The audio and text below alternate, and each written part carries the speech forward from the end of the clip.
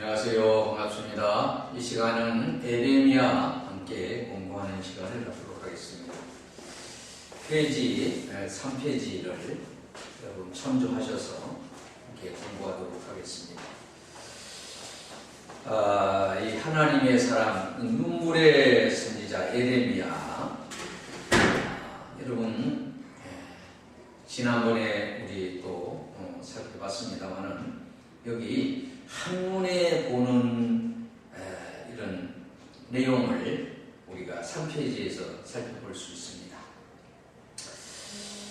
자, 여기 보면 뭐 크게 두 내용을 볼 수 있죠. 유다를 향한 예언의 말씀, 또 하나는 멸망을 향한 예언의 말씀입니다.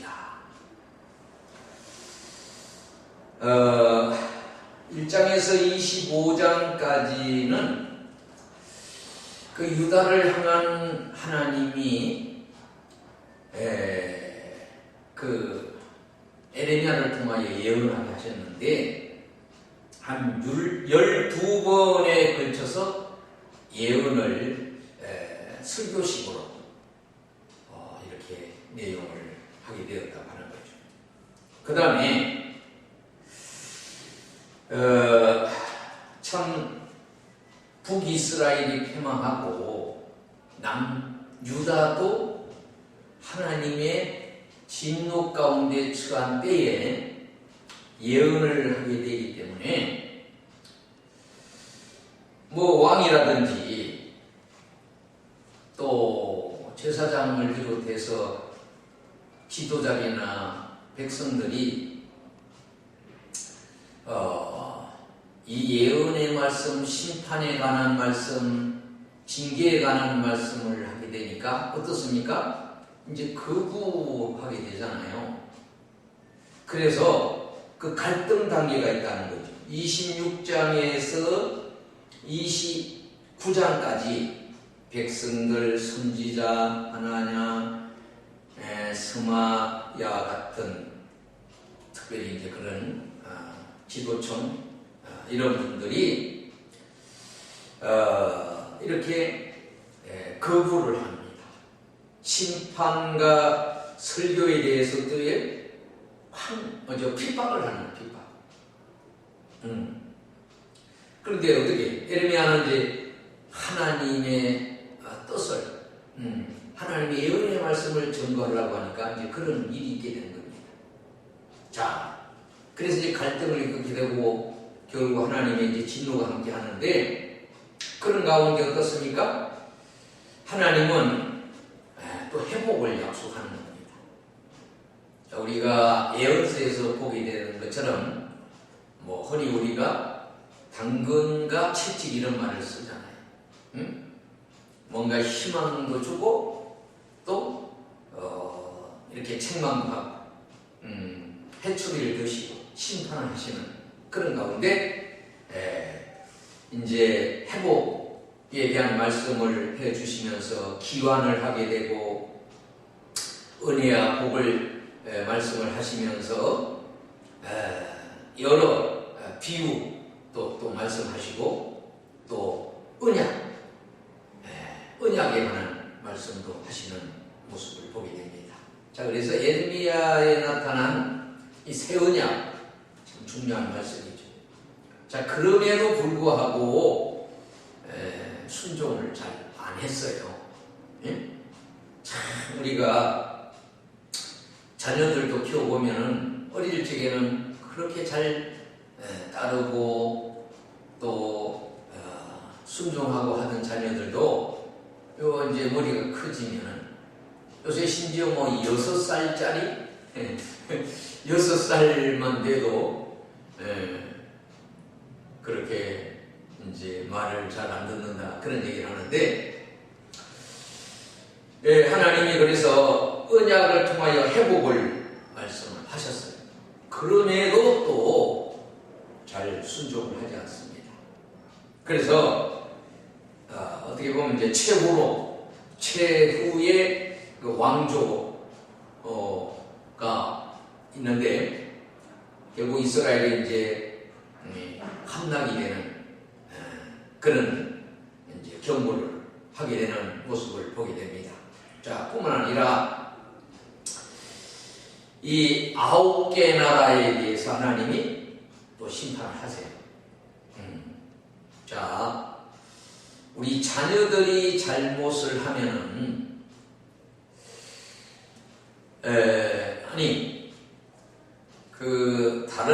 내 자녀가 다른 아이들하고 싸움이 있게 되게 될 때에 우선 내 자녀를 꾸짖고, 그리고 내 자녀를 괴롭힌 폭력을 가한 그 친구에 대한 그렇게 책망을 해야 되잖아요. 자, 그래서 하나님의 백성인 남쪽 유다를 하나님이 참 부르고 달래고 예레미야를 통해서 그렇게 하셔도 말씀을 안 듣니까 어떻게 하나님은 정의롭고 공의로운 분이라 공정하시고 정의, 법대로 하나님 말씀대로 율법대로 그렇게 심판하시는데 이방 나라도 다 심판을 하게 되는 그래서 예레미야가 이제 눈물의 선지자가 된 것도 어떻습니까? 너무나 마음이 아프고 괴로운 일이 많고 북이스라엘이 망한 것도 참 가슴 아픈데 남쪽 유다만 맞죠? 이렇게 멸망에 이르게 되는 상황을 보면서 정말로 눈물로 기도하고 눈물로 호소하고 눈물로 설교하고 그렇게 하게 되는 모습을 보게 됩니다. 조금 한번 살펴보도록 하죠. 자, 2장을 볼 것 같으면은 자, 광야에서 순종했던 이스라엘을 해산시키면서 이제 말씀을 합니다. 자, 여호와의 말씀이 내게 임하니라 이르시되, 에레미야에게 그 말씀이 임한 거예요. 가서 예루살렘의 귀에 외칠지어다. 여호와께서 이와 같이 말씀하시기를, 내가 너를 위하여 내 청년의 때에 인애와 내 신혼의 때의 사랑을 기억하노니 곧 씨 뿌리지 못하는 땅 그 광야에서 나를 따랐음이니라. 여러분, 이스라엘 백성들이 애굽에서 종살이 하다가 이제 출애굽을 하잖아요. 모세를 통하여. 출애굽을 할 때 어떻습니까? 그 남자만 60만 명, 전체는 한 200~300만이 되는 사람들을 이끌어 가는데 참 어떻게 그렇게 했는지. 그런데 그때 다 질서를 따라 홍해를 건너고 광야로 이제 나가서 하나님 앞에 매일 제사를 드리고 그렇게 했잖아요. 또 하나님 어떻습니까? 구름 기둥으로 불 기둥으로 인도해 주시고 어떻습니까? 만나와 메추라기를 이렇게 먹여주면서 씨 뿌리지도 못하는 땅 광야, 볼판. 여러분, 이스라엘을 가보면, 성지순례를 가보면은 정말로 그 지역이 어떤 때는 풀 한 폭이 없고 또 이 먼지로 가득 찬 그런 땅, 그런 땅에 이스라엘 백성들이 하나님이 다 인도해 주시잖아요. 낮에는 구름 기둥으로 보호해 주시고 밤에는 불 기둥으로 또 추위에 견딜 수 있도록 해 주시고 또 만나와 메추라기를 매일매일 이렇게 내려 주셔서 먹을 수 있도록 다 해 주셨다. 잘 따랐는데 이스라엘은 여호와를 위한 성물 곧 그의 소산죽 천 열매이니 그를 삼키는 자는 모두 벌을 받아 재앙이 그들에게 닥치리라 여호와께서 이제 말씀을 하시는 겁니다. 자, 그런데 하나님이 가장 싫어하는 일, 그게 뭐예요? 우상 숭배라고. 참 하나님이 그렇게 다 도와주심에도 불구하고 야곱의 집과 이스라엘 집 모든 족속들아 여호와의 말씀을 들어봐라. 나 여호와가 이와 같이 말한다. 너희 조상들이 내게 무슨 부귀함을 보았기에 나를 멀리하고 하나님을 이제 멀리하는. 여러분, 이 서로 형제도 식구라는 말이 뭐예요? 우리 식구는 같이 밥을 먹는 관계예요. 그런 식구인데 나를 멀리하고 헛된 것을 따라 헛되이 행하느냐. 여러분, 가나안 땅을 이제 정복을 해서 이렇게 살아갔잖아요. 그 이방들이 살아가는 것이 어떤가요? 이스라엘 백성들은 뭐 종살이 하다가 400여 년을 종살이 하다가 강야로 나온 이스라엘 백성들은 사실 소유가 많지 않았어요. 가난했죠. 하나님이 어떻습니까? 요셉을 애굽에 보내갖고 이스라엘이 흉년이 들었을 때 뭐 곡식 사러 갔다가 고센 땅으로 이제 요셉 때문에 가족들이 다 이주해서 사는 동안에 고센 땅이 뭐 기름진 땅이고 농사도 잘 되고 그랬다는데 어떻게 보면은 참 원래 목축업을 하는 민족들 그 농사 모르잖아요. 이스라엘 가면은 쌀밥 먹기가 참 힘들고 빵, 우유빵 이런 걸 먹는 민족들이잖아요. 그런데 하나님이 다 먹여주고 했는데 아마 애굽이 많이 생각났을 거예요. 애굽은 부유하고 풍요하고 잘 살고 막 어떤 발전된 모습들 그런 걸 생각하면서 참 그들이 만들었던 여러 성경 우상들 많았잖아요. 10가지 재앙을 내릴 때 그걸 보고도 그렇게 강야에 나갔지만은 그 우상을 섬기는 우상을 만들어서 우상을 섬기는 하잖아요. 또보다는 모세가 어떻습니까?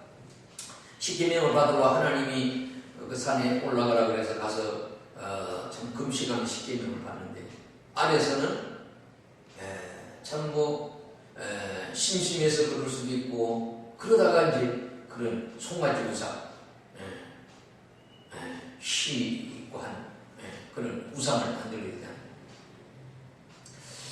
참 사람이 처음 먹었던 마음 그 마음을 변치 않아야 되는데 이게 변하게 되는 건 다른 것에 유혹이 돼서 헛된 꿈, 헛된 생각을 하다. 여러분, 식물을 땅에 심었으면은 그 식물이 자라고 열매 맺는 때를 기다려야 되잖아요. 그 때를 기다리지 못하고 자꾸 만지고 또 욕심 부리고 하면은 어떻게 제대로 열매를 맺을 수가 없죠. 자녀들도 참 어릴 적에 이렇게 잘 키워서 성장하는 과정에서 가지고 있는 기질 가지고 있는 성격이 다 같진 않잖아요. 그런 걸 잘 헤아려서 이렇게 이끌어 가야 되는데 내가 강제로 이끌어 가려고 할 때 그때 이제 참 뭔가 이 목소리도 변성기 때 관리를 못하면 그렇고 또 그 성장하는 과정에서 여러 반항하는 반항기가 있잖아요. 그때를 잘 이제 지도를 해 줘야만 되는 건데 그들이 우리를 애굽 땅에서 인도하여 내시고 강야고 사막과 구덩이 땅을 건조하고 사막에 그늘진 땅 사람이 그곳으로 다니지 아니하고 그곳에 사람이 거주하지 아니한 땅을 우리가 통과하시던 여호와께서 어디 계시냐 하고 말하지 아니하였다. 그래서 어떻습니까? 내가 너희를 기름진 땅에 인도하여 그것의 열매와 아름다운 것을 먹게 했지만은 너희들이 이리로 들어와서는 땅을 더럽히고 기업을 역겨운 것으로 만들었다. 역경. 그렇게 이렇게 되어버렸어요. 자, 그래서 이제 범죄하게 되었다고 하는 겁니다. 자, 여기 11절 이하에는 자, 하나님이 우상숭배에 대한 하나님이 이제 반문을 물어보는 겁니다. 그러므로 내가 다시 싸우고 너희 자손들과 싸우리라 여호와의 말씀입니다. 원래 그 가나안 땅에 있는 7 족속을 비롯해서 그들과 싸워 이기도록 하나님이 다 해주시잖아요. 여리고가 무너지는 것도 다 하나님이 그렇게 해주셨어요.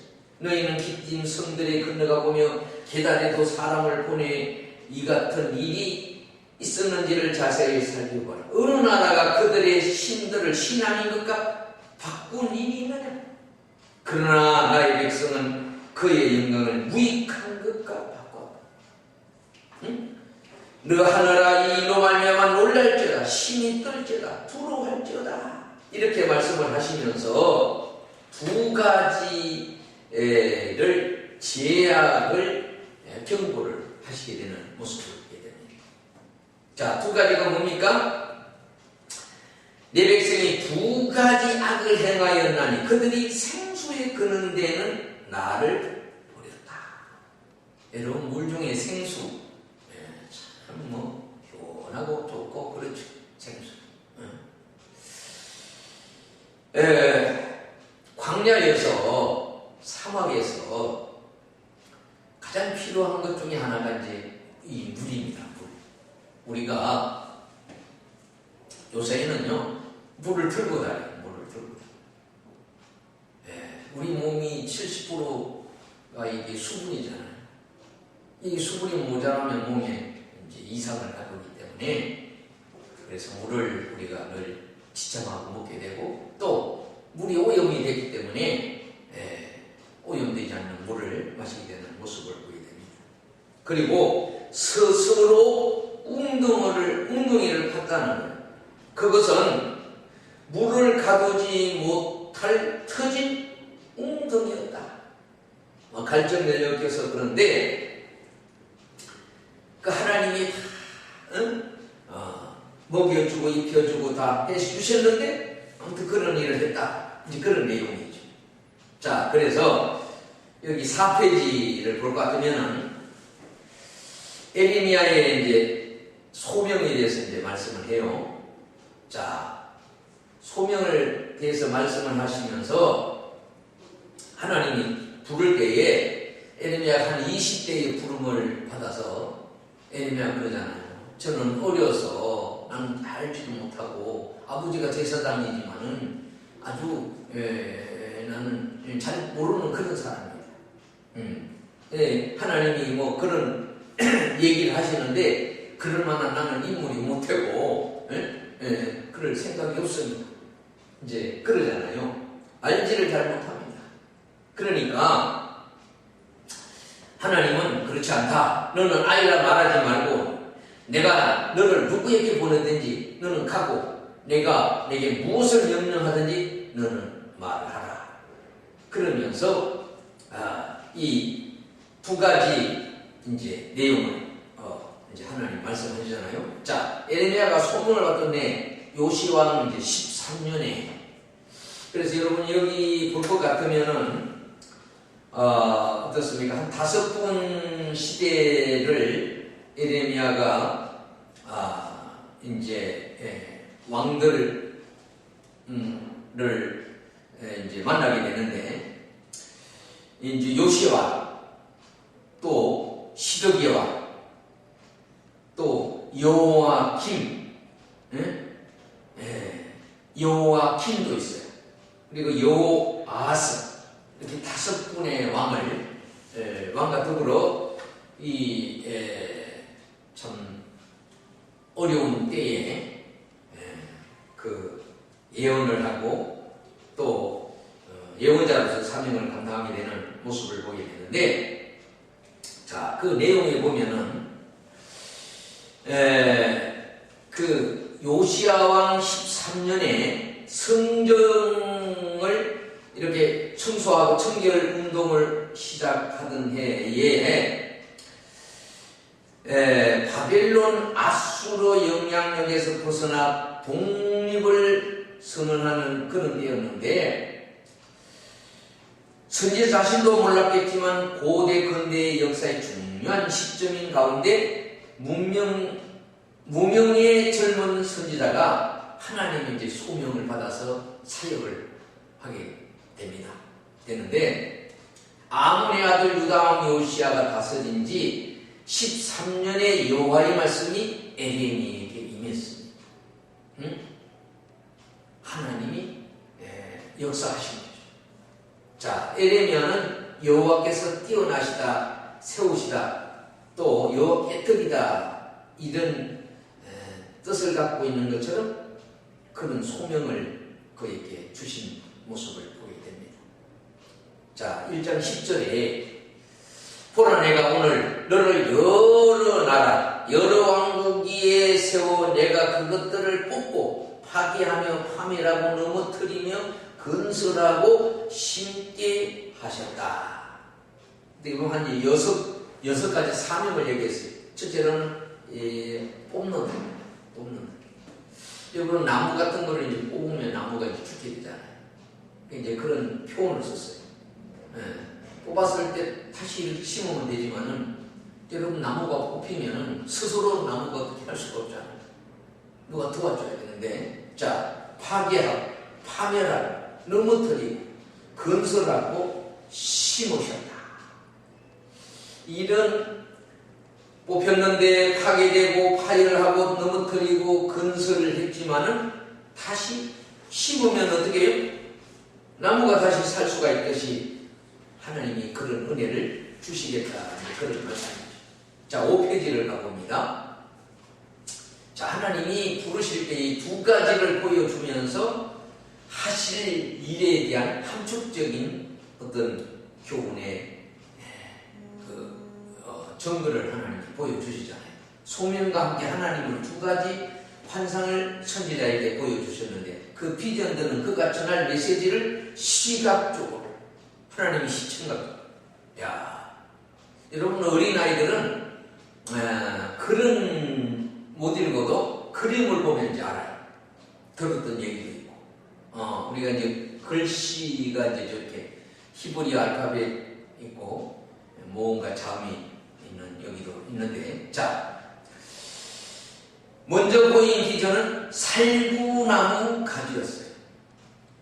여기서 언어 유희가 사용되는 이것은, 이는 내가 내 말을 지켜 그대로 이루려 함이니라, 이렇게 말씀했어요. 그림 언어로 언어를 시각적으로 보여주시면서 말씀했다는 거예요. 자, 이게 살구나무가 어떤 나무가 하면은, 나무 중에 가장 꽃이 먼저 피고 열매를 맺는 아주 소중하다 그래요. 여러분, 살구라고 하는 그 과일이 우리를 장수케 하고 우리 몸에 아주 유익한 열매가 살구나무라고 해요. 자, 이 살구나무는 깨어있다, 성급하다, 이런 뜻을 또 갖고 있다는 거죠. 너희들이 너무 좀 성급하게 하고 있고, 깨어있기를 하나님이 바라는데 깨어있지를 못한다. 여러분, 열처녀 비유 중에, 자, 신랑을 맞이할 처녀가 있는데, 열처녀. 신랑을 이제 기다리고 있는데, 기다리다 지쳐서 그냥 잠들었다. 근데 신랑이 온다 그러면은 깨어나야 되네. 깨어나야 돼. 깨어나지 못하고, 그럼 어떻게? 혼인 예식에 갈 수가 없고, 게으른 사람이 되고, 이 잠을 못 이기고, 잠을 잘 자야 되네. 잠을 지혜롭게 자야 되네. 자, 그래서 너희들이 깨닫지는 못한다, 깨어있지 이제보다는 깨어 있어야 이게 기를 기울여야 되는데, 우리가 이제 보초 서는 사람들도 어떻습니까? 새벽이 동틀 때까지, 날이 밝아질 때까지, 특별히 이 밤중 깜깜한 데는 적이 올 때 가장 위험한 시기잖아요. 잠자는 시간. 우리가 이제 잠을 잔 그런 시간에는 사람을 때리러 가도 모른다, 이제 그런 얘기를 하잖아요.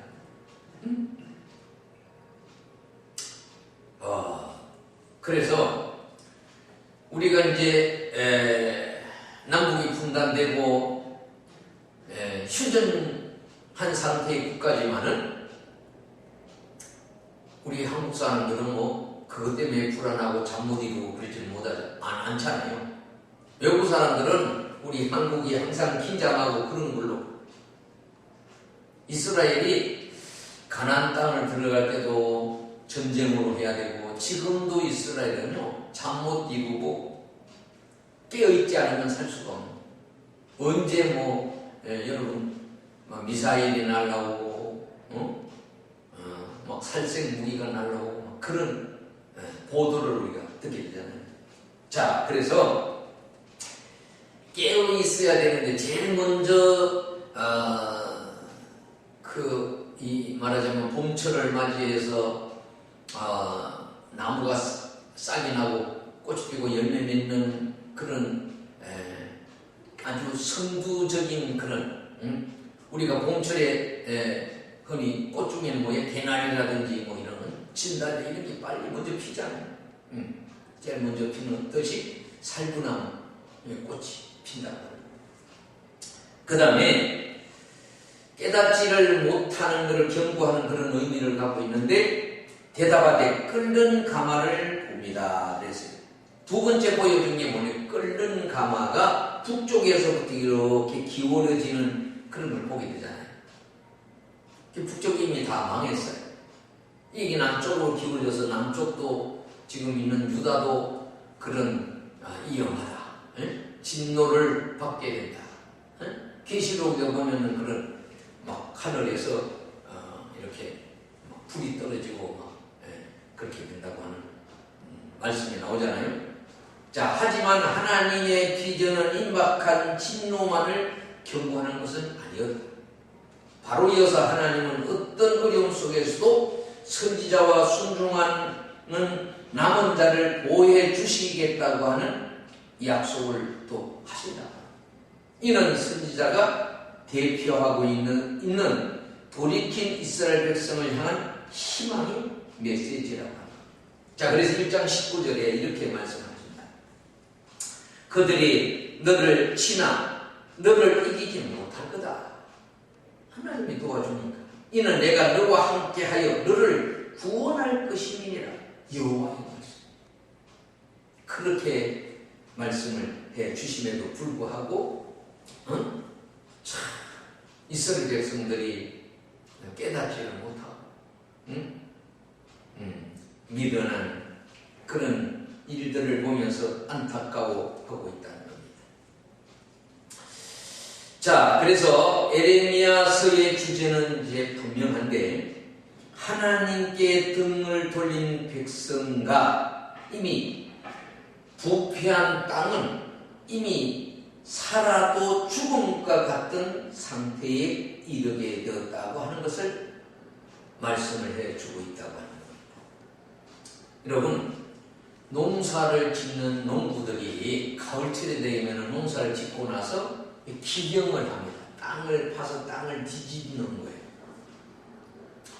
영양분이 땅 안으로 갔기 때문에 뒤집기도 하고, 또 그 땅 속에 있는 여러 벌레들, 그 무익한 해로운, 그렇죠?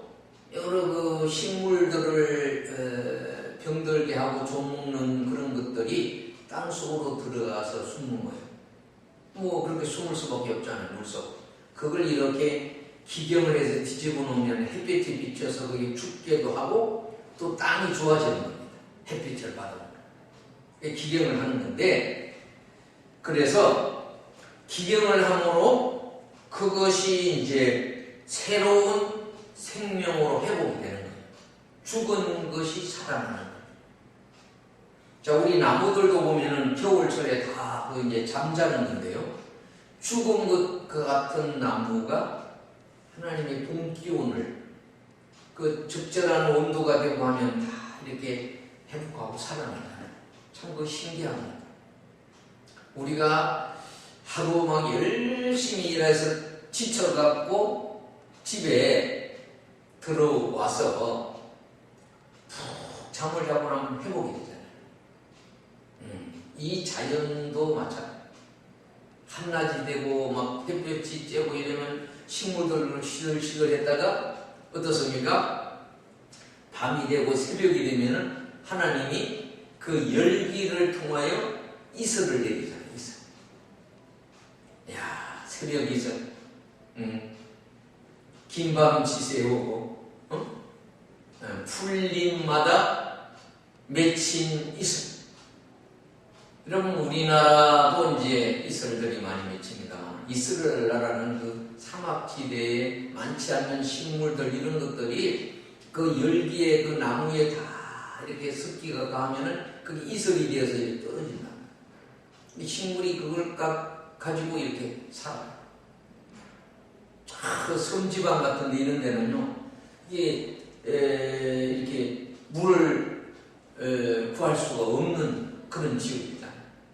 그런 저기 이제 빗물 받아가 그것을 이제 빗물 자체는 막 오염도 되지만 그거를 이렇게 주면 그 독성이 다 사라지고 아래는 이제 또 먼지가 깔아지면 먼지는 버리고 이렇게 해서 먹기도 하고, 그 중에 하나가 이제 이슬이 이렇게 모여져서 이게 물이 되는데 그 수원지가 되는데, 우리가 산 높은 곳에서 그런 것들이 뭐 땅속으로 들어가서 어느 공간을 통해서 이렇게 나오잖아요. 땅에서 솟는물도 있지만은 그런 걸 통하여 흘러내립니다. 원래 이제 우리 상수도라고 하는 수도는 저렇게 산속에서 뭐 비가 내려가고 낙엽을 거쳐서 흙으로 들어가고 모래에 들어가고 이렇게 거쳐서 오는 과정에서 어떻게 해요?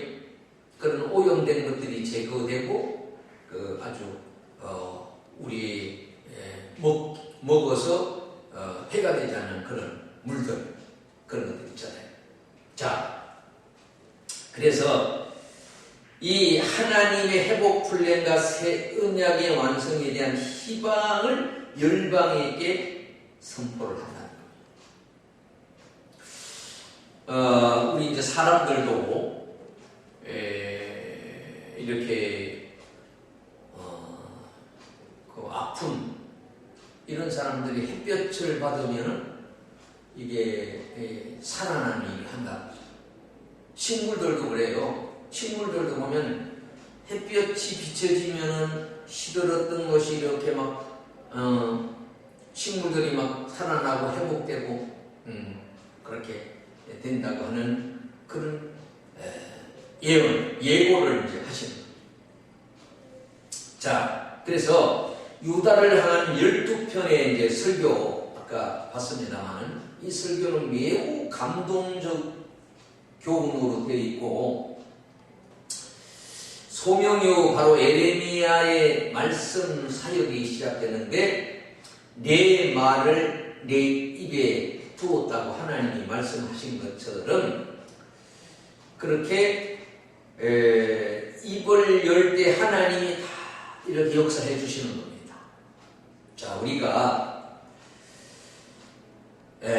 예수님이 성천하시면서 마가의 다락방에 약속한 성령을 기다리라 그랬잖아요.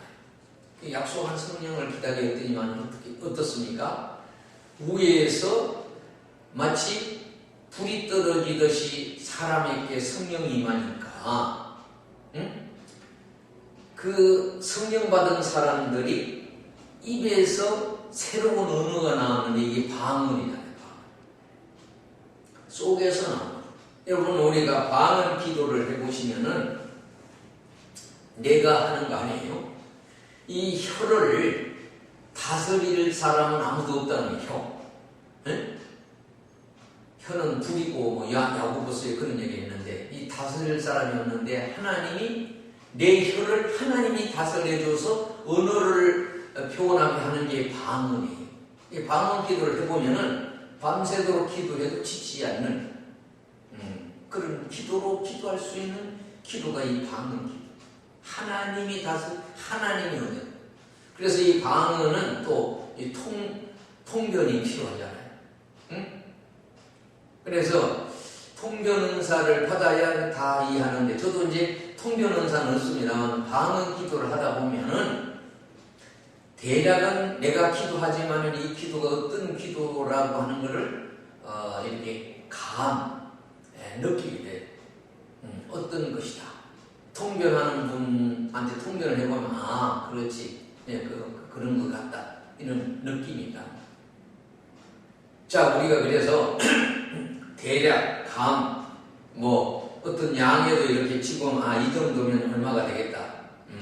600g이면 한 그릇 고기가 되겠다. 이런 거. 그래서 이 초밥 만드는 사람은 한번 딱 집었을 때 심지어 몇 알이 되고 무게가 얼마 된다. 이런 것까지 이렇게 느낀다 그래. 부족하다, 많다. 느낀다. 우리가 이제 살아가다 보면 이제 그런 데도 있게 되는 거죠. 자, 소명이요. 에레미야는 이제 2장부터 25장까지 유다를 향한 12편의 설교를 선포하게 되는 겁니다.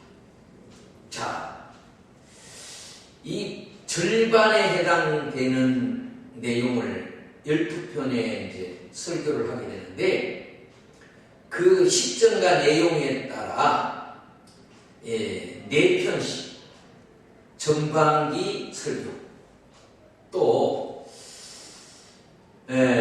보이는 행동의 설교 그 다음에 후반기 설교 이렇게 이제 구별을 해 볼 수가 있게 된다고 하는 겁니다. 자, 그래서 이 12편의 이제 설교에 대해서 자, 유다와 깨어진 언약에 대해서 2장 1절에서 12장 17절까지 말씀을 하고 있다는 겁니다. 그 내용은 뭐예요? 유다의 범죄예요. 범죄. 자, 2장 1절에 여호와의 말씀이 내게 임하니 이르시되 가서 예루살렘의 귀에 외칠지어다. 여호와께서 이와 같이 말씀하시기를 내가 너를 위하여 내 청년 때의 인애와 내 신혼 때의 사랑을 기억하노니 곧 씨 뿌리지 못하는 땅 그 강야에 나를 따랐습니다. 이스라엘은 여호와를 위한 성물 곧 그의 소산족 천명매니 그를 삼키는 자는 모두 벌을 받아 재앙이 그들에게 닥치리라. 여호와의 말씀입니다. 여러분, 우리가 이제 신혼의 때 모든 것이 다 좋죠. 여러분, 사랑을 하다 보면요, 심지어 처갓집 말뚝 보고도 저렴하다. 처갓집 어떤 구분이 되는 그 지역이 다 좋아졌어. 그런데 그렇게 첫눈에 반하고 사랑에 빠졌던 사람이 변하게 되잖아요. 다른 데 눈을 돌리게 되고 미혹을 받게 되고 속이게 되고 거짓말하고 그리고 눈을 잘 맞추지 않고 자, 그렇게 첫사랑과 같은 이스라엘 백성들이 이제 범죄를 하게 되잖아요. 그게 뭐예요? 음행입니다. 음행. 음행은 신의 없는 배우자를 뜻하는 것으로 혼인 유책 사유라고 하는 이혼을 하는 부부의 유책 사유가 누구한테 있느냐? 책망 받고 나쁜 일 잘못되게 한 사람이 어느 쪽이냐? 그런 얘기를 하는 겁니다. 자, 그래서 하나님이 내 백성이 두 가지 악을 행하였는데 그들이 생수에 그는 데는 나를 버렸다. 갈증을 느끼고 또 여러분 땀을 많이 흘린 사람은 그 물이, 이 물이 될 뿐만 아니라 갈증을 해소하죠. 예? 꼭 필요한 예? 동반자. 아니, 하나님이 이스라엘 백성들을 선택을 했어요. 많은 사람들, 많은 나라 중에 이스라엘을 선택을 했다. 그래서 선택한 배우자와 같은 신부와 같은 그런 나라가 이스라엘인데, 이스라엘. 자, 버렸어요. 그리고 웅덩이를 팠는데 그 웅덩이가 터져버렸다. 하나님의 약속이 깨졌다.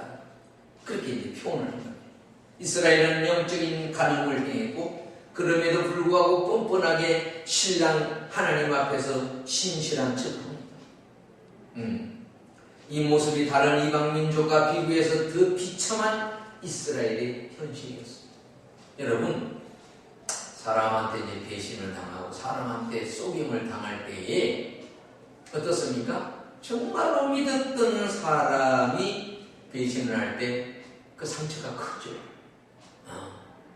다른 아이들이 나쁜 일을 할 때도 참 마음이 아프지만은 내 자녀가 그럴 때 그렇습니다.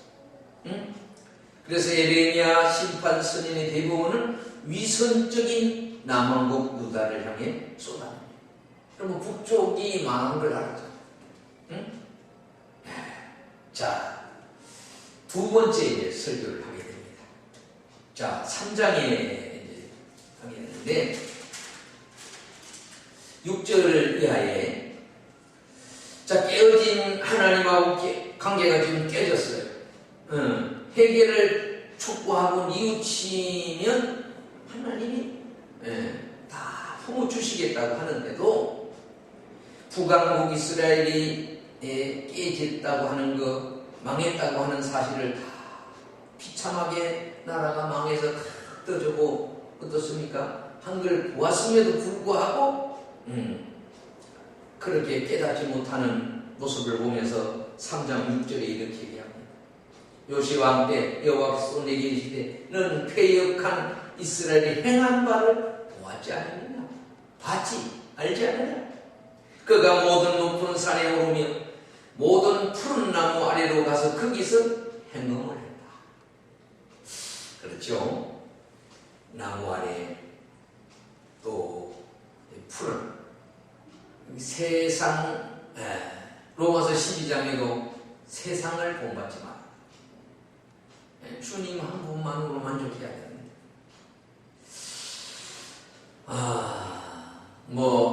여자와 그릇은 바깥에 이렇게 돌리게 되면 바가지도 깨지게 된다.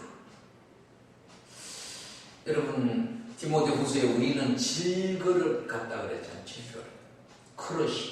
그릇이 잘 깨져요. 큰 그릇, 작은 거, 나무 그릇. 하나님이 쓰시는 거는 깨끗한 그릇인데, 우리 그릇들이 다 사기가 깨지니까 요새는 플라스틱으로 만들어서 좀 덜 깨지지만은 플라스틱 그릇은 우리 몸에는 건강에는 사실 안 좋다고 하는 거죠. 자, 그가 모든 일들을 행한 후에 내가 말하기를 그가 내게로 돌아오리라 하였으나 아직도 돌아오지 않습니다. 그가 반역한 자매 유다는 그것을 보았지 않느냐. 자매 이스라엘과 북이스라엘과 남쪽 유다는 형제잖아요. 한 형제. 우리 남북도 마찬가지. 한 형제. 그래서 어떻습니까? 우리는 남한이고 북쪽은 북한이에요. 자기들은 조선인민주의라고 이렇게 하지만은 세계적으로 볼 때는 북쪽의 한국, 남쪽의 한국 이렇게 세계가 불러주고 그렇게 우리는 북한 사람들도 우리 국민이다, 백성이다 이렇게 생각하잖아요. 내게 배어간 이스라엘이 간음을 행하였으므로 내가 그를 내쫓고, 여러분 부부간에 가장 이렇게 참 돌이킬 수 없고 가장 나쁜 경우, 나쁜 일 한 경우가 이 간음이에요. 가는 죄. 그에게 이혼 점수를 주었으되 그의 반역한 자매 유다가 두려워하지 않아요. 여러분 어떤 통보를 받게 되잖아요. 통보. 뭐 어떤 결석으로 인해서, 지각으로 인해서, 뭐 회사에 출근을 안 함으로 인하여 통보를 받게 돼요. 예비군 훈련에 빠져서 통보를 받게 돼요. 국가에서 범죄했는데 자동차를 타고 가다가 신호를 위반하면은 어떻습니까? 촬영에 잡히게 되면 이제 통지서가 날라오잖아요. 자, 그렇듯이 그렇게 했음에도 불구하고 두려워하지도 않고 또 그래도 또 행함을 하게 되었다. 그가 돌과 나무와 더불어 행음함을 가볍게 여기고 행마에 이 땅을 더럽혔다.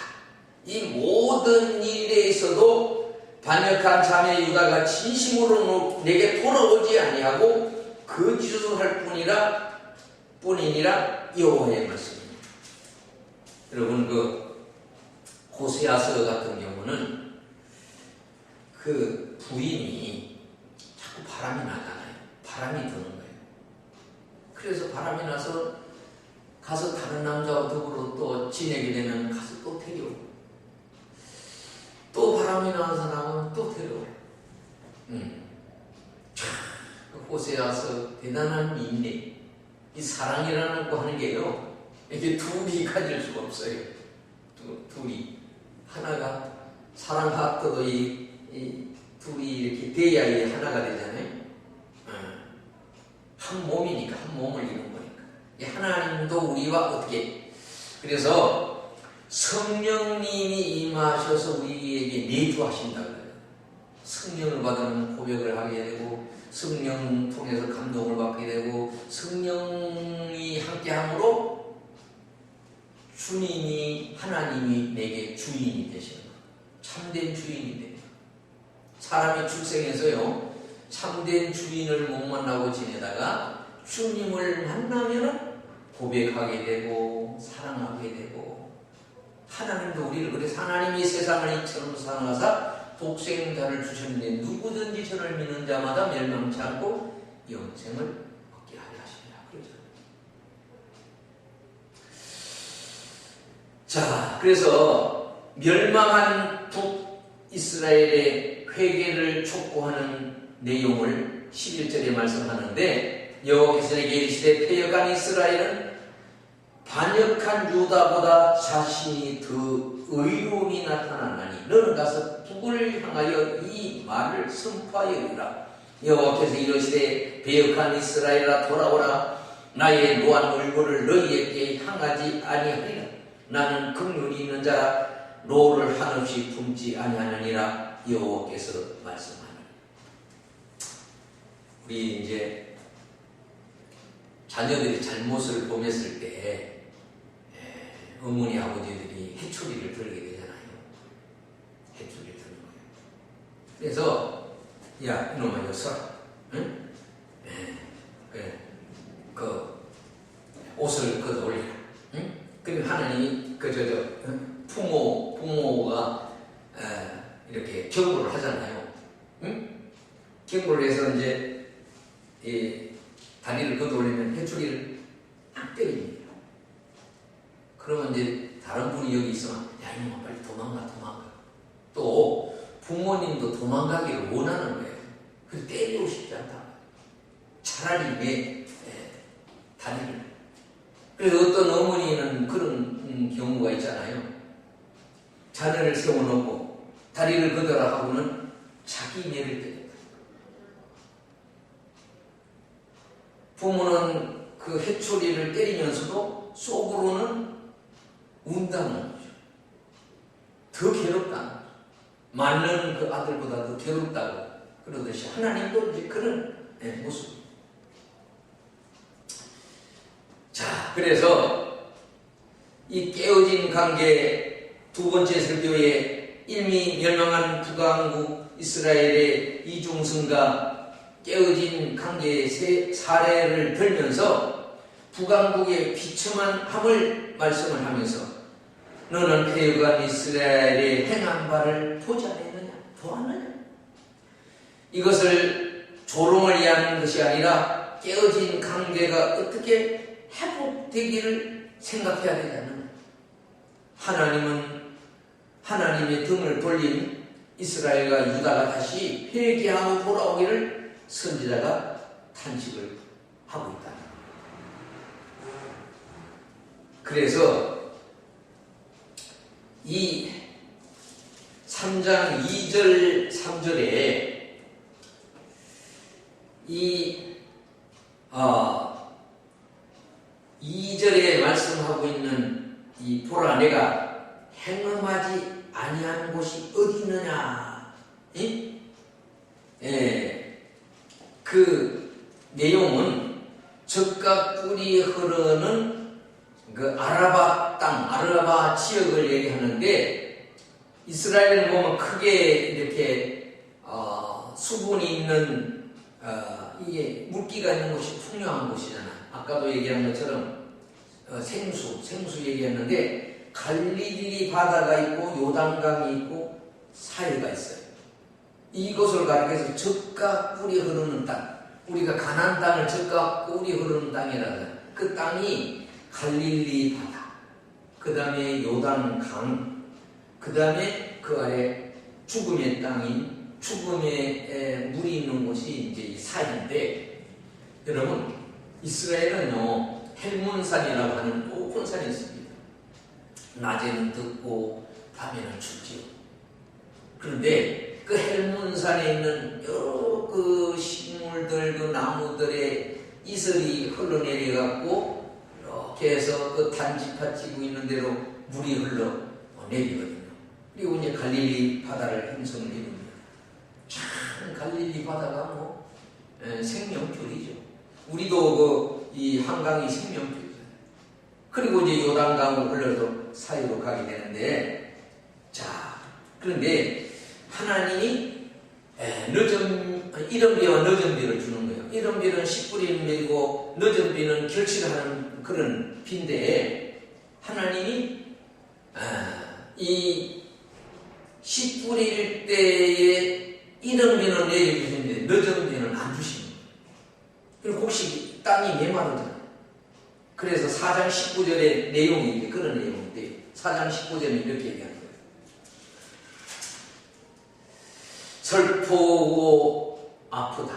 내 마음속이 아프고 내 마음이 답답하여 잠잠할 수 없으니 이는 나의 심령이 나팔 소리와 전쟁의 경보를 들으며 패망의 패망이 연속하여 온 땅이 탈취를 당하고 나의 장막과 희장은 갑자기 파멸되도다. 내가 저 깃발을 보며 나팔 소리 듣기를 어느 때까지 할까? 여러분, 전쟁이 일어나서 나팔 소리가 들리잖아요. 상대편이 막 성전거가 울려 퍼지는데, 이스라엘 백성들은 우둔하고 미련하고, 하나님 앞에 도움을 구하면, 요청을 하면 도와주는 거예요. 여러분, 우리나라 이제 119 화재가 났을 때 111 이런 우리 있어요. 또 뭐 노인 학대하면은 그에 대한 전화번호가 있고, 전화만 걸면 달려오잖아요. 요청을 해야 되는데, 하나님 앞에 구해야 되는데, 기도를 해야 되는데, 진실하게 구해야 되는데, 그렇지는 못하다. 내 백성은 나를 알지 못한 어리석은 자가 되고 지각이 없는 미련한 자식이 되고 악을 행하기에는 지각이 있으나 선을 행하기에는 무지. 참 악을 행하는 데는 똑똑한 것 같고 잘하는 것 같고 뭔가 하는 것 같은데, 어떻게 선을 행하는 데는 이 무지하다. 이게 반대잖아요. 선을 행하는 데는 지각이 있어야 되고, 악을 행하는 데는 무지해야 되는. 여러분, 악은 모양이라도 부리라고 하나님이 그러셨잖아요.